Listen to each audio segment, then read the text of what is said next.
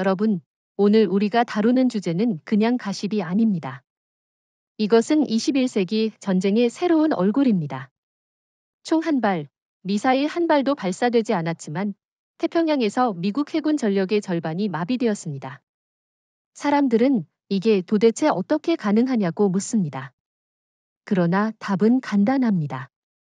바로 한국이 설계한 보이지 않는 무기가 그 중심에 있었기 때문입니다. 맞습니다. 그리고 여기서 중요한 점은 이 사건이 단순한 기술 사고나 시스템 결함이 아니라는 겁니다. 미국 조선소와 무기 체계에 들어간 핵심 부품과 소프트웨어, 그 대부분이 한국산이라는 사실, 아마 많은 미국인들도 잘 모를 겁니다.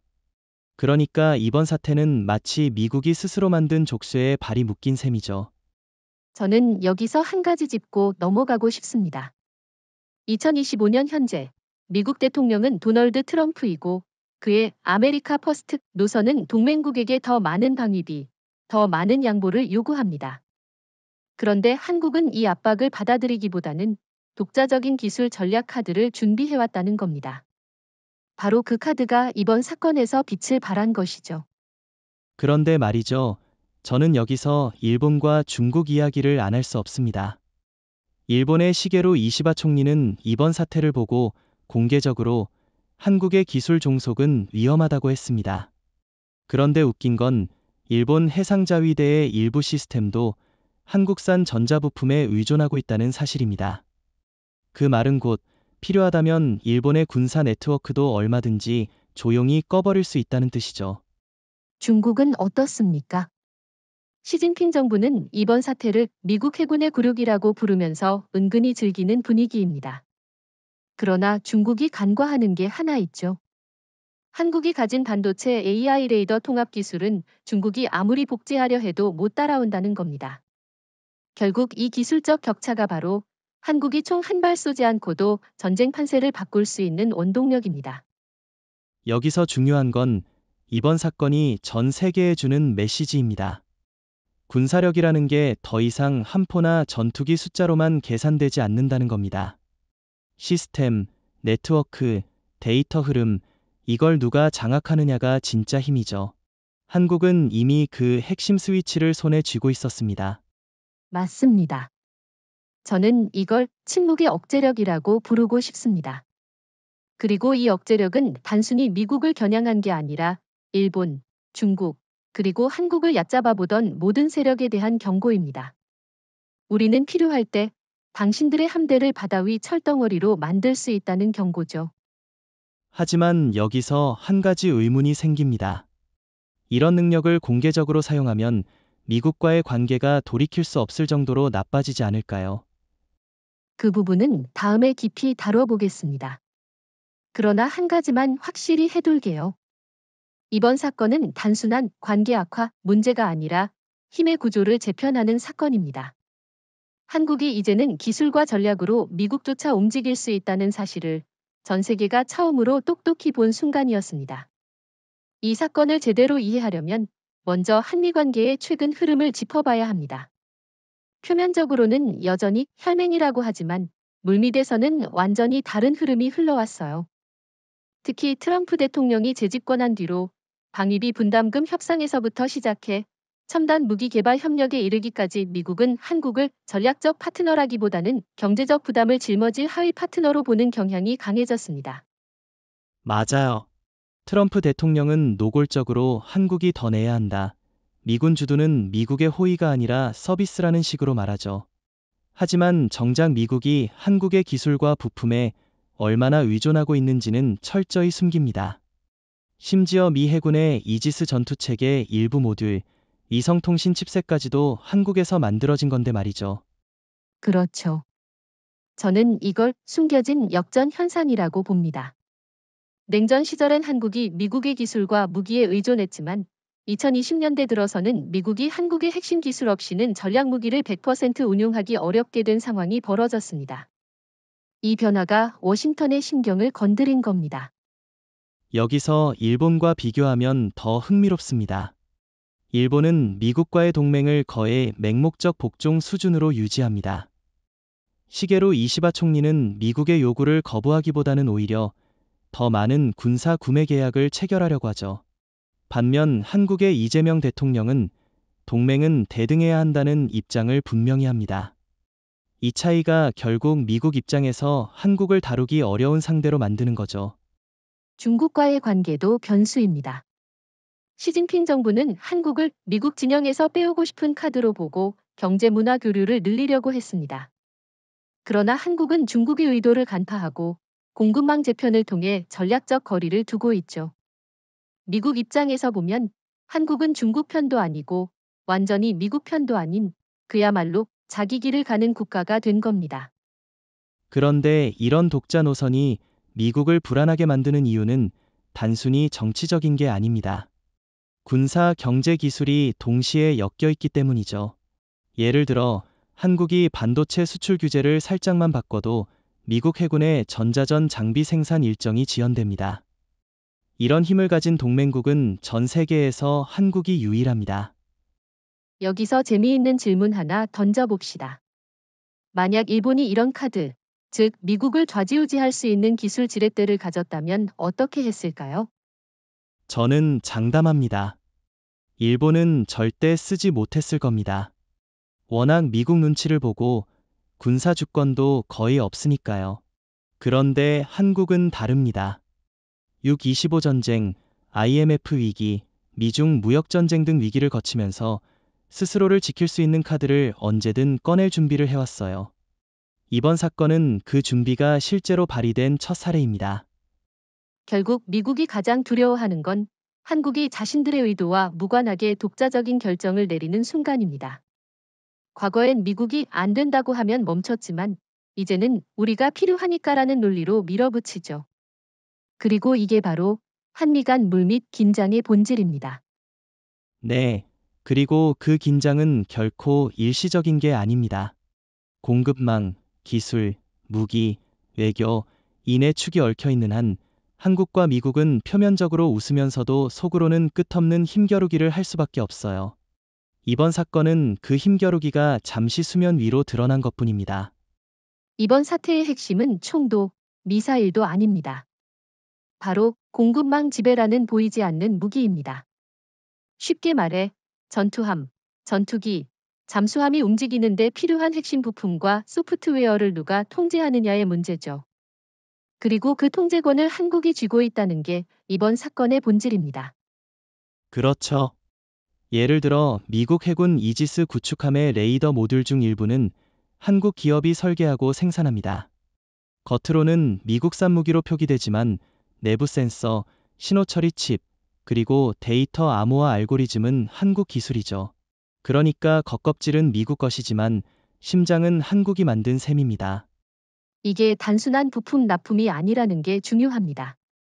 모든 현대 무기 체계는 네트워크로 연결되어 있고 그 네트워크의 프로토콜, 암호화 키, 펌웨어 업데이트 권한이 사실상 마스터 키 역할을 하죠. 이번 사건에서 한국은 그 마스터 키를 활용해 미 해군 전력의 절반을 일시정지시킨 겁니다. 미국 입장에서 참 난감했을 겁니다. 법적으로 보면 한국은 자국 기술에 대한 권리를 행사했을 뿐이에요. 더구나 공급 계약서에 명시된 기술 유지 업데이트 권한은 한국에 있습니다. 미국이 이를 문제 삼으려면 스스로 계약 위반을 인정해야 하죠. 그러니 법적으로도 꼼짝 못하는 상황입니다. 여기서 흥미로운 건 일본과 중국이 이 구조를 따라 하려 했지만 실패했다는 겁니다. 일본은 부품 기술력이 강하지만 미국의 모든 권한을 넘기는 계약 관행 때문에 자율 통제가 불가능합니다. 중국은 기술 장벽을 뚫으려고 위조, 해킹까지 시도했지만 한국이 쌓아온 반도체 펌웨어 보안 생태계를 전혀 돌파하지 못했죠. 맞아요. 한국은 이미 2010년대 초부터 기술 독립 3단계 전략을 세워서 1단계 부품 자급, 2단계 핵심 알고리즘 독자와 3단계 네트워크 통제권 확보까지 완성했습니다. 그 결과 지금은 전 세계에서 함정 전투기 미사일 네트워크의 스위치를 쥔 몇 안 되는 국가가 된 거죠. 혹시 이런 상황이 군사적으로만 쓰인다고 생각하면 오산입니다. 만약 한국이 같은 원리를 민간 분야에 적용한다면? 예를 들어 미국의 5G 기지국 장비나 위성 데이터 네트워크가 한국 칩셋을 쓰고 있다면 전쟁이 아니더라도 데이터 흐름을 통제할 수 있다는 거죠. 그야말로 무혈 승리의 기반입니다. 그런데 한 가지 궁금한 점이 있습니다. 이런 마스터키를 공개적으로 사용하면 다른 나라들이 한국 부품을 안 쓰려고 하지 않을까요? 좋은 질문입니다. 그러나 현실은 정반대입니다. 한국 기술을 대체할 나라는 거의 없습니다. 미국, 유럽, 일본이 각각 일부 부품을 만들 수 있지만 성능 안정성 비용 모든 면에서 한국이 압도적이에요.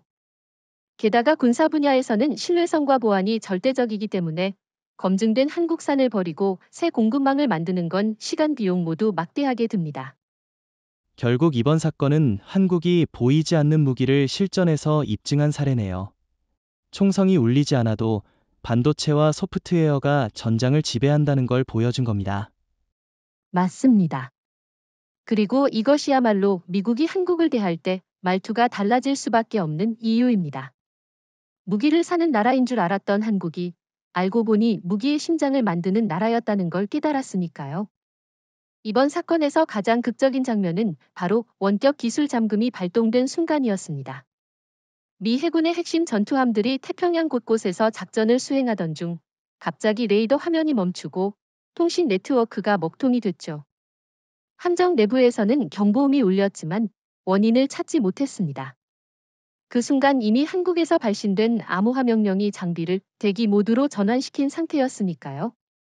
이게 놀라운 건 물리적으로 접근하지 않아도 가능했다는 거죠. 전 세계 어디서든 보안 채널을 통해 펌웨어 명령을 내리면 지정된 장비가 즉시 반응합니다. 물론 이건 아무나 할 수 있는 게 아니라 하드웨어 설계와 암호 알고리즘을 완전히 이해하고 있어야 가능한 일입니다. 그리고 그 열쇠를 가진 나라는 한국뿐이었습니다. 미국 입장에서는 이걸 사이버 공격이라고 부르고 싶었겠지만 법적으로는 그게 통하지 않습니다. 왜냐면 장비 제조사인 한국 기업이 자사 제품의 안전점검 프로토콜을 가동한 것뿐이니까요. 계약서에는 운영상 위험이 감지될 경우 제조사는 즉시 장비를 중단할 권리가 있다고 명시돼 있었습니다. 미국이 서명한 조항이죠. 여기서 흥미로운 점은 잠금 명령이 단순히 전원을 끄는 수준이 아니라는 겁니다.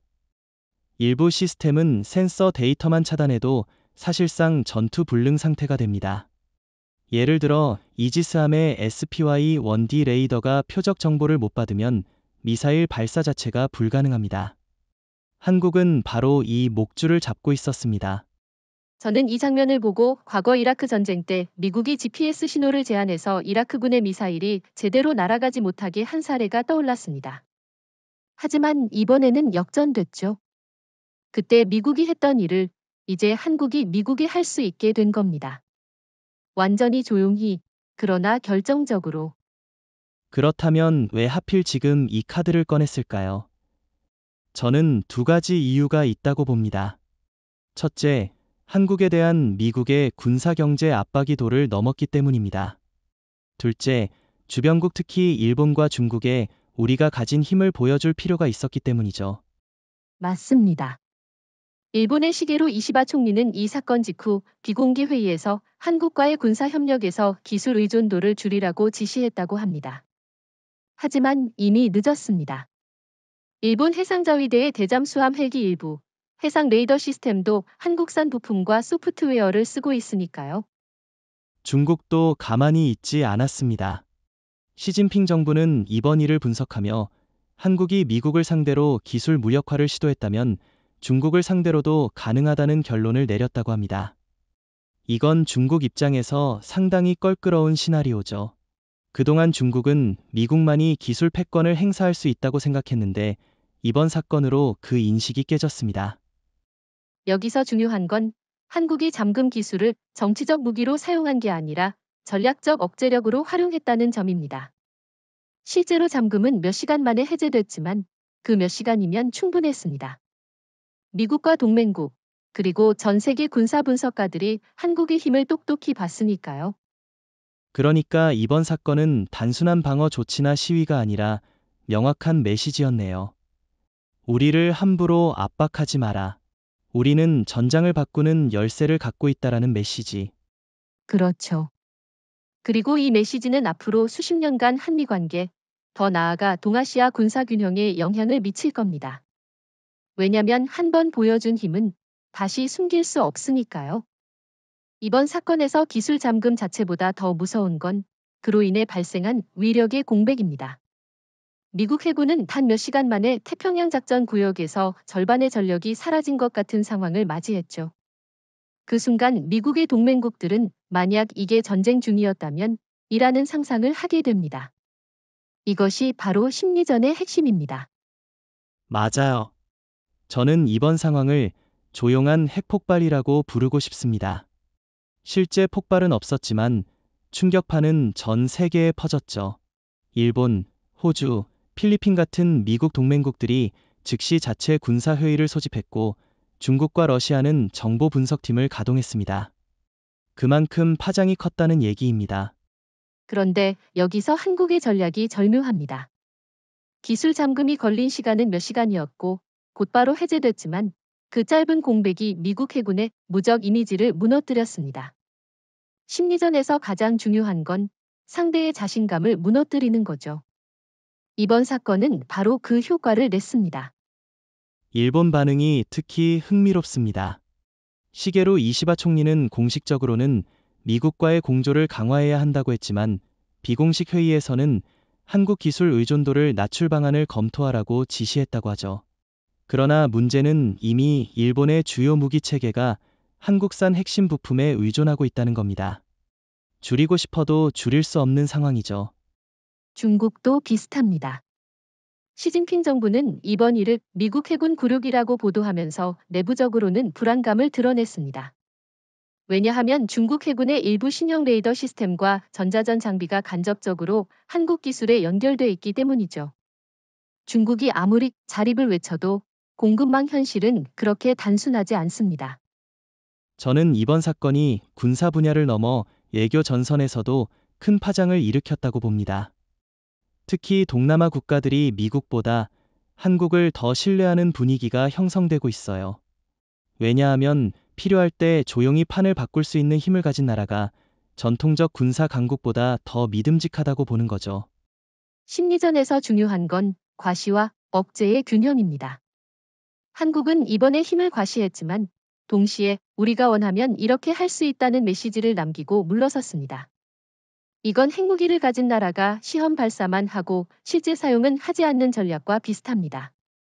상대방 머릿속에 끊임없이 경계심을 심어주는 겁니다.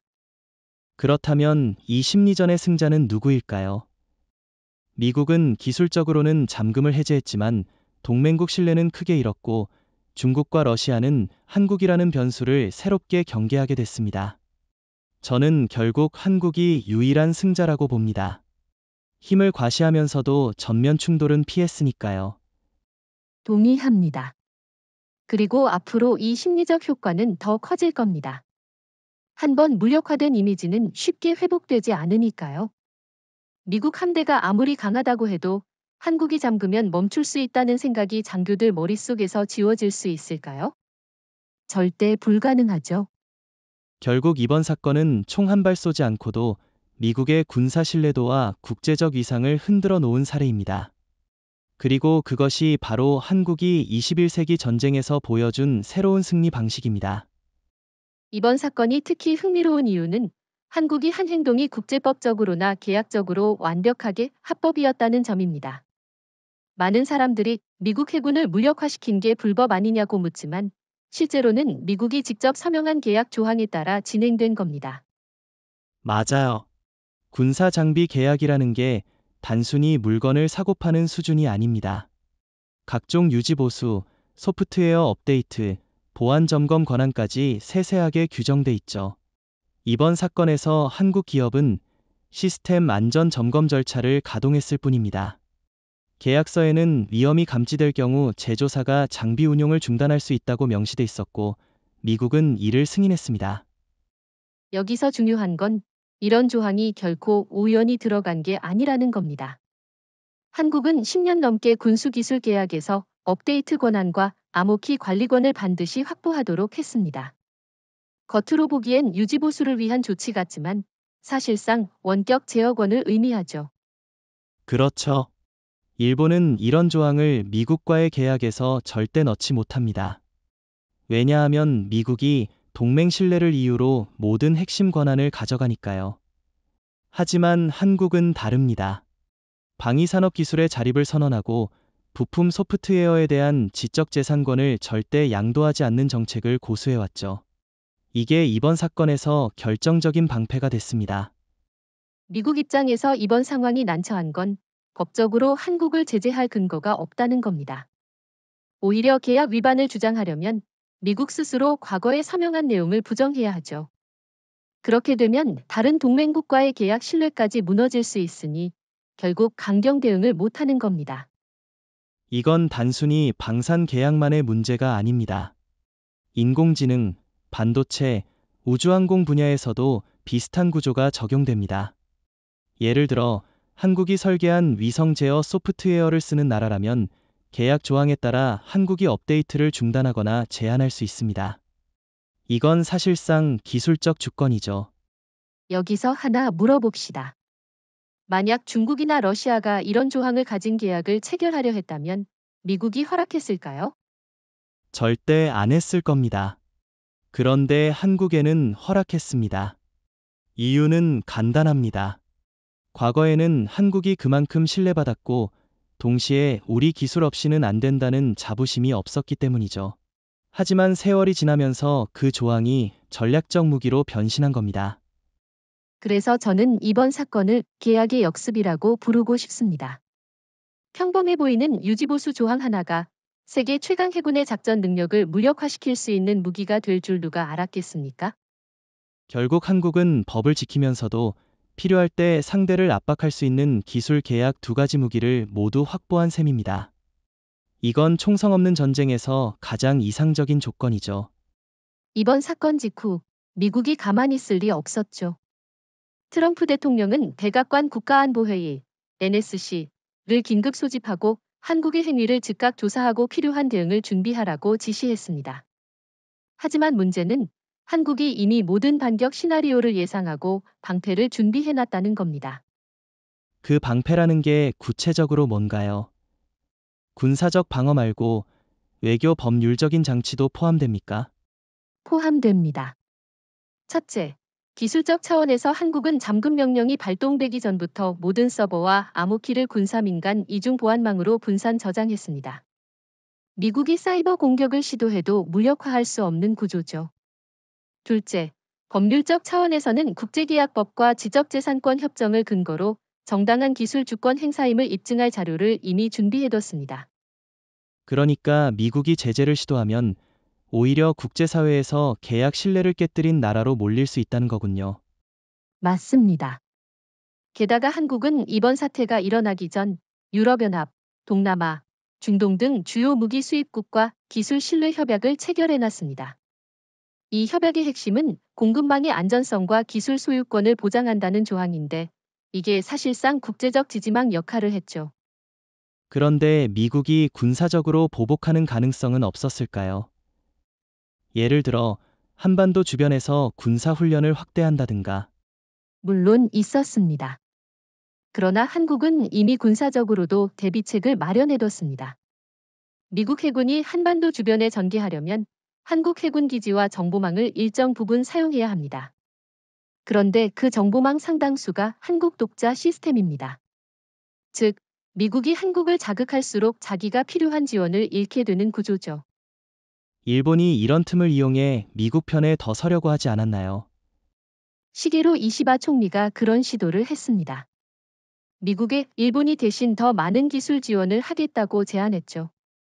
그러나 문제는 일본이 제공할 수 있는 기술이 한국 수준에 미치지 못한다는 겁니다. 미국도 그걸 알기 때문에 일본의 지원 제안이 실질적인 대안이 되지 못했습니다.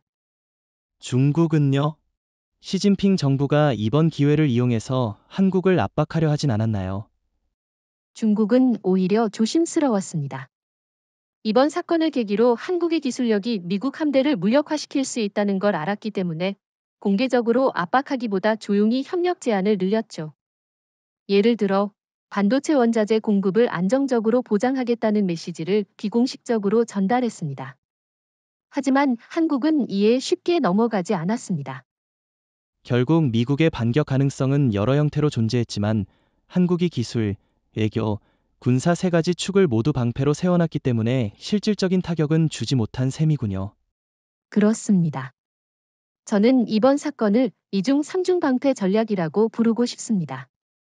한 번 보여준 힘 뒤에는 반드시 그 힘을 지켜낼 방패가 있어야 합니다. 한국은 그 원칙을 정확히 지켰기 때문에 미국이 반격하려 해도 빈손으로 물러날 수밖에 없었던 겁니다. 기술 잠금이 발동된 이후 미국 해군이 직면한 가장 큰 문제는 단순한 장비 고장이 아니었습니다. 바로 전력의 분열이었죠. 각 함대와 전투단이 서로 연결되지 못하고 독립적으로 움직일 수밖에 없는 상황이 벌어졌습니다. 그야말로 현대 해전에서 치명적인 상태였습니다. 맞아요. 현대 해군 작전의 핵심은 네트워크 중심 전쟁, NCW입니다.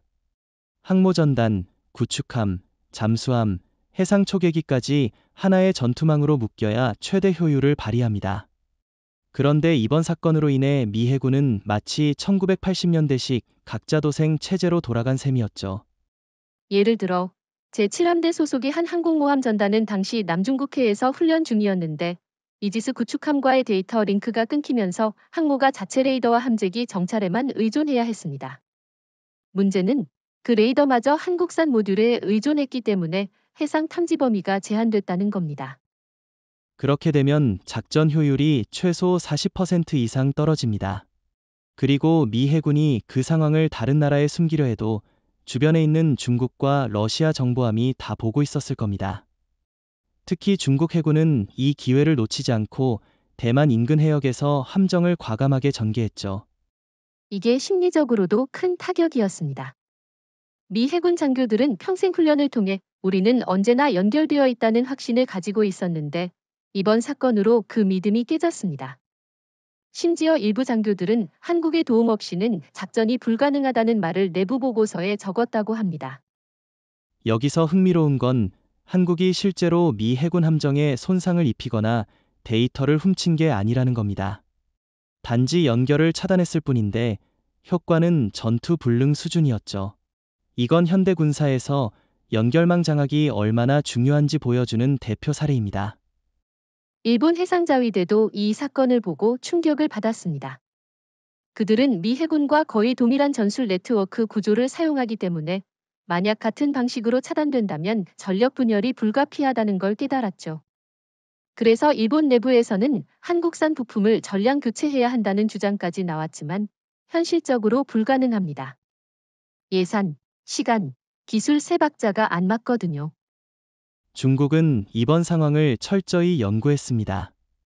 시진핑 정부는 군사학술지에서 한국의 기술적 억제력은 미국의 해양 우세를 무력화시킬 수 있다고 분석했습니다.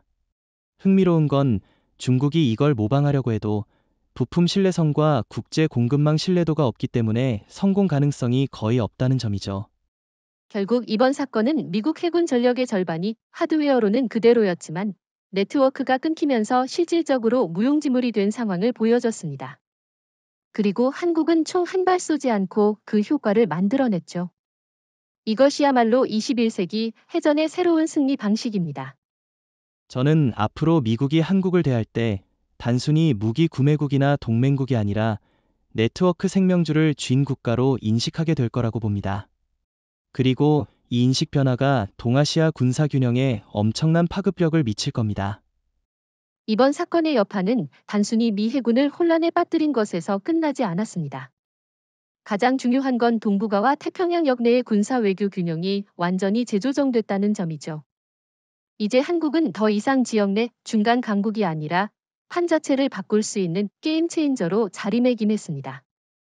그 말은 곧 미국, 중국, 일본 모두가 한국을 새로운 변수로 인정하게 됐다는 거군요.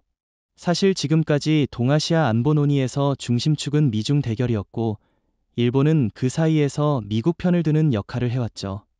그런데 이번 사건으로 그 구도가 흔들린 겁니다. 맞습니다. 예를 들어 일본의 시게루 이시바 총리는 사건 직후 미일 안보회의에서 한국의 기술적 영향력을 과소평가했다는 보고를 받았다고 합니다. 이는 일본이 그동안 군사 분야에서 한국을 하위 파트너로 인식해온 태도에 직접적인 균열을 만든 겁니다. 중국도 상황이 복잡해졌습니다.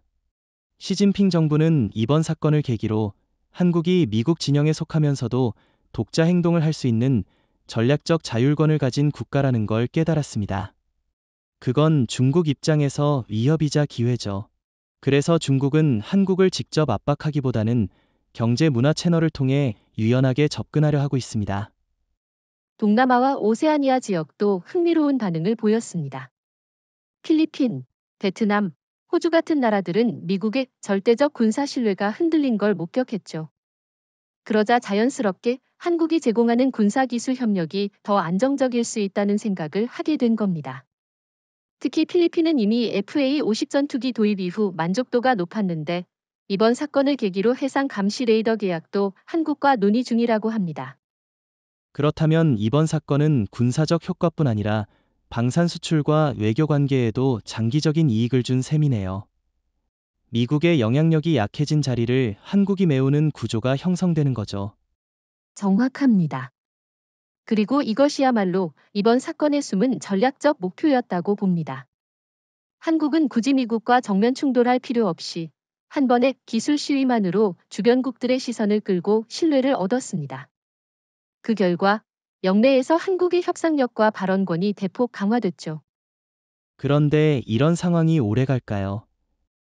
미국이 다시 기술적 종속을 줄이는 방향으로 움직인다면 균형이 원래대로 돌아가지 않을까요? 그건 쉽지 않습니다. 미국이 한국산 부품과 소프트웨어를 완전히 대체하려면 최소 10년이 걸립니다. 그동안은 어쩔 수 없이 한국과의 기술 협력을 이어가야 하죠. 그리고 10년 뒤에도 한국은 새로운 기술 우위를 확보하고 있을 가능성이 높습니다. 즉, 한국이 주도권을 유지할 가능성이 큽니다. 결국 이번 사건은 한국이 미국의 동맹국이라는 틀을 넘어 영내 질서를 재설계할 수 있는 독립된 축이 되었음을 보여줬군요. 네. 그리고 이건 단순한 군사 사건이 아니라 21세기 동북아 외교의 안보의 지형도를 새로 그린 역사적 사건입니다. 앞으로 어떤 협상 테이블이 열리든 한국은 기술로 전쟁을 멈출 수 있는 나라라는 타이틀을 가지고 앉게 될 겁니다. 이번 사건은 표면적으로는 미국을 향한 메시지였지만 사실상 일본에도 강력한 경고를 보냈습니다. 총성 한 발 없이 미 해군을 마비시킨 기술적 힘이 필요하다면 일본 해상자위대에도 똑같이 적용될 수 있다는 걸 보여준 거죠. 맞습니다. 일본의 시게로 이시바 총리는 사건 직후 비공개 회의에서 한국의 기술 의존도를 즉시 줄일 방안을 마련하라고 지시했다고 합니다. 하지만 그게 말처럼 쉬운 일이 아닙니다. 일본 해군 장비의 상당수가 이미 한국산 핵심 부품이나 소프트웨어를 사용하고 있으니까요. 그렇죠. 특히 대잠수함 헬기용 해상 레이더 모듈, 전자전 장비의 신호 처리 칩셋, 일부 함정의 전투 정보 처리 체계까지 한국산이 들어가 있습니다. 일본이 이걸 전량 교체하려면 최소 7년 이상, 수십조 엔의 예산이 필요합니다. 게다가 대체품의 성능이 한국산보다 뒤떨어지면 오히려 전력 공백이 생기죠. 일본 입장에서 난처한 건 이번 사건을 계기로 만약 한국이 일본을 상대로 기술 잠금을 건다면 이라는 시나리오가 실제로 거론되기 시작했다는 겁니다. 그동안 일본은 이런 가능성을 거의 생각하지 않았습니다. 왜냐면 동맹국끼리는 그런 짓을 하지 않는다는 암묵적 신뢰가 있었으니까요. 그 암묵적 신뢰가 깨진 순간이 바로 이번 사건입니다. 일본은 한국을 군사 기술적으로 하위에 두고 안심했지만 이제 상황이 바뀌었죠. 일본 언론에서도 한국이 필요하다면 일본의 해상 방위망을 멈출 수 있다는 분석이 공개적으로 나왔습니다. 그렇다면 한국은 일본을 직접적으로 위협하려는 건가요? 아니면 그냥 보여주기식 시위였을까요? 저는 그걸 부드러운 경고라고 봅니다. 직접적으로 너희를 멈출 수 있다고 말하진 않지만 일본이 스스로 그 가능성을 깨닫게 만든 거죠. 심리전의 핵심은 상대가 자기 머릿속에서 스스로 겁을 먹게 하는 겁니다. 실제로 일본 내에서는 이번 사건 이후 해상자위대의 네트워크 점검이 대대적으로 이루어졌다고 합니다. 그런데 점검 과정에서 한국산 기술 비중이 예상보다 훨씬 높게 나온 것이 내부 보고로 확인됐죠. 이건 일본의 군사 독립성에 대한 불안감을 키울 수밖에 없습니다. 중국과 비교하면 상황이 더 복잡합니다. 중국은 기술적으로 독자 개발을 주장하지만 일본은 동맹 의존도가 높기 때문에 한국이 만든 소프트 파워 무기에 더 취약합니다. 즉, 일본이 자주권을 지키려면 한국과의 관계를 무시할 수 없습니다.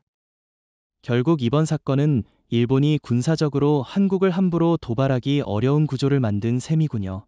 그게 바로 부드러운 경고의 효과죠. 맞습니다. 총성도 외교적 충돌도 없었지만 일본 지도부의 머릿속에는 분명한 메시지가 남았습니다. 한국과 맞서는 건 기술적으로 위험하다. 이것이 앞으로 일본의 대외 전략, 특히 동중국해와 독도 주변에서의 해상 활동에 큰 제약을 줄 겁니다. 많은 사람들이 이번 사건이 갑작스럽게 일어난 돌발 상황이라고 생각합니다. 하지만 실상은 그렇지 않아요. 이건 최소 10년 전부터 단계적으로 준비된 계획의 결과입니다.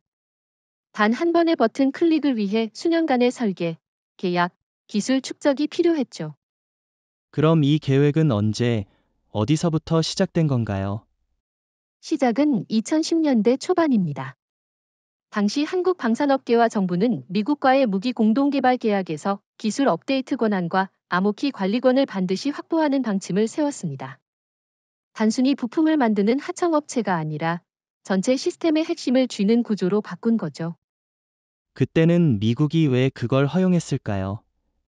지금 같으면 절대 허락하지 않았을 텐데. 그건 당시 미국이 한국의 기술적 잠재력을 과소평가했기 때문입니다. 그리고 미국은 중국의 군사 부상을 견제하려면 한국의 빠른 무기 생산 능력이 필요했죠. 그래서 계약 조건에 깊이 생각하지 않고 서명한 겁니다. 그렇군요. 그런데 준비 과정에서 일본이나 중국이 눈치채진 적은 없었나요? 일본은 한국이 독자적인 암호 체계와 펌웨어 업데이트 권한을 확보한다는 걸 알았지만 그걸 형식적인 절차라고 치부했습니다. 중국은 일부 기술자들을 통해 침투를 시도했지만 한국의 방위산업 보안망은 세계 최고 수준입니다. 오히려 중국 쪽 시도가 적발돼서 기술 스파이 사건으로 국제 분쟁이 된 적도 있었죠. 그럼 기술적인 준비 외에 정치, 외교적인 기반도 있었겠네요. 물론입니다. 한국은 주요 무기 수입국들과 기술 신뢰 협약을 맺고 장비 운영과 유지 보수의 주도권을 한국이 갖는 걸 표준화했습니다. 이게 단순한 영업 전략처럼 보이지만 실제로는 전 세계 군사 네트워크에 한국식 키를 심는 과정이었습니다. 정말 치밀하군요. 그렇다면 이번 사건은 단순한 시위가 아니라 오랜 기간 준비한 억제력의 시연이라고 볼 수 있겠네요. 맞습니다. 총 한 발 없이 전력을 무력화시키는 건 하루아침에 나오는 기술이 아닙니다. 부품 설계, 암호 알고리즘, 계약 조항, 보안망, 국제 협력 도울 이 퍼즐이 맞아떨어져야 가능하죠. 한국은 그 모든 조각을 오랜 시간에 걸쳐 완성했습니다. 그런데 이렇게까지 준비한 걸 보면 이번 사건은 우연이 아니라 반드시 언젠가는 실행될 계획이었던 것 같네요. 그렇다면 그 시점을 이번으로 잡은 이유는 뭘까요? 그건 국제 정세와 관련이 있습니다. 미국의 방위비 증액 압박, 일본의 군사 대외 정책 변화, 중국의 해양 진출 확대 도울이 교차하는 시점이 올해였습니다. 한국 입장에서는 기술 억제력을 과시함으로써 세 나라 모두에 메시지를 보낼 절호의 기회였던 거죠.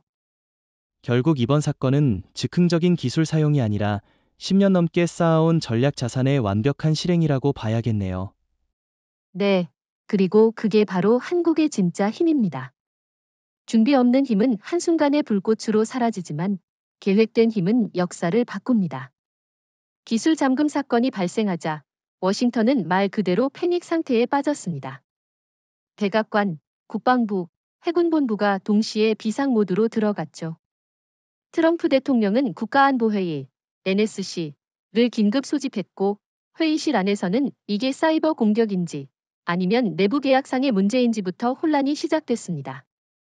그럴 수밖에 없는 게 상황이 전형적인 적국의 공격 양상이 아니었기 때문이죠. 미사일 발사나 무력 충돌이 아니라 시스템이 조용히 멈췄습니다. 그러니 처음엔 러시아나 중국의 해킹을 의심했지만 조사 결과 그 열쇠가 한국에 있었다는 사실이 드러난 거죠. 그 순간 회의장 분위기가 싸늘해졌다고 합니다. 일부 장성들은 한국이 동맹국이라는 사실을 잊은 건가 라며 격앙됐지만 다른 이들은 한국이 합법적으로 행사한 권리를 문제 삼을 수 없다고 했죠. 내부적으로도 의견이 둘로 갈라졌습니다. 게다가 정치적인 압박도 컸을 겁니다. 트럼프 대통령은 대선 공약에서 동맹국을 통제 가능한 파트너로 만든다고 했는데 이번 사건은 그 이미지에 정면으로 타격을 준 셈이니까요. 언론이 이걸 한국에 무릎 꿇린 미국이라고 부르면 곤란하죠. 그래서 백안과는 언론 브리핑에서 단순한 기술적 문제이며 한국과 긴밀히 협력 중이라고 발표했습니다. 하지만 내부 보고서에는 한국이 의도적으로 잠금 기능을 사용했을 가능성이 명확히 기록돼 있었어요. 겉과 속이 다른 대응이죠. 그럼 미국은 바로 보복 시나리오를 검토했을까요? 그렇긴 했지만 실행 가능성이 거의 없었습니다. 군사적으로 압박하려 해도 한반도 작전에 필요한 장비 유지 보수와 정보망의 상당 부분이 한국에 의존하고 있으니까요. 경제 제재도 마찬가지입니다. 반도체, 배터리, 디스플레이 등 핵심 산업에서 한국은 미국 기업의 필수적인 공급처입니다. 결국 미국이 할 수 있는 건 물밑에서 한국에 재발 방지 약속을 요구하는 정도였겠군요. 맞습니다. 그런데 한국은 그 요구를 받으면서도 기술 주권은 양보할 수 없다는 입장을 분명히 했습니다. 오히려 미국 측의 이번 사태는 단순 점검 절차였으며 동맹 신뢰를 유지하려면 상호 존중이 필요하다는 메시지를 보냈죠. 사실상 미국이 한 발 물러선 겁니다. 중국과 일본이 이 장면을 지켜봤다는 게 중요합니다. 두 나라는 미국이 한국을 강하게 몰아붙이지 못한다는 사실에서 많은 걸 깨달았을 겁니다. 특히 일본은 앞으로 독도나 해양 문제에서 쉽게 군사적 긴장을 만들기 어려울 거고요. 맞아요. 워싱턴의 혼란은 단순한 일시적 위기 대응 실패가 아니라 동아시아에서 미국의 절대적 위상이 균열되는 순간이었습니다. 그리고 그 균열을 만든 건 총 한 발 쏘지 않은 한국의 기술력이었죠. 이번 사건 이후 서울이 보여준 행보는 그야말로 교과서적인 위기 활용 전략이었습니다. 일반 국가였다면 미국의 눈치를 보느라 방어적으로만 움직였을 텐데 한국은 오히려 이번 기회를 이용해 영내 전략 지형을 재배치했습니다. 맞아요. 이재명 대통령은 사건 직후 열린 국가안전보장회의에서 우리는 동맹을 깨지 않는다. 그러나 동맹은 대등해야 한다고 못 박았죠.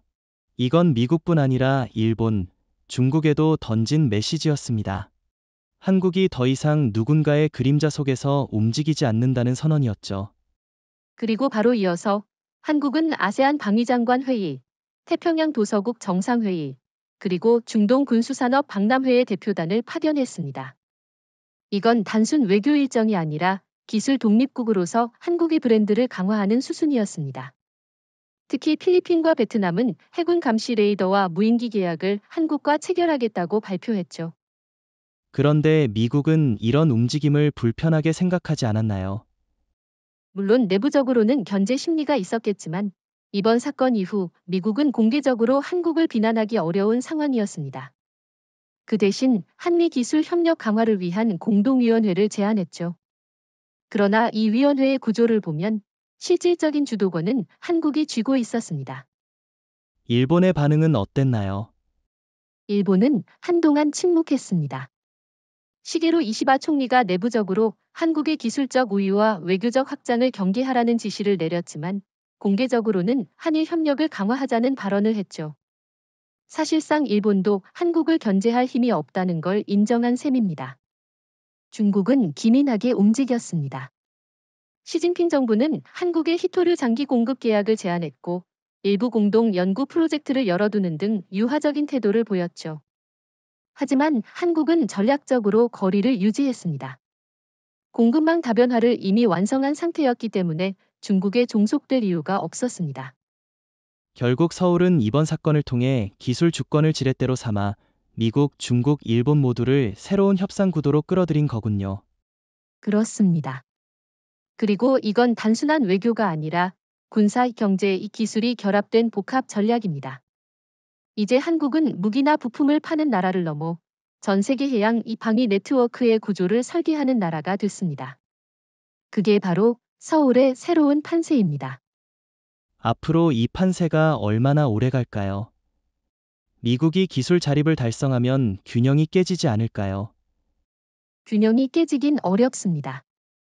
미국이 자립을 추진하는 동안에도 한국은 이미 차세대 기술로 넘어가 있을 겁니다.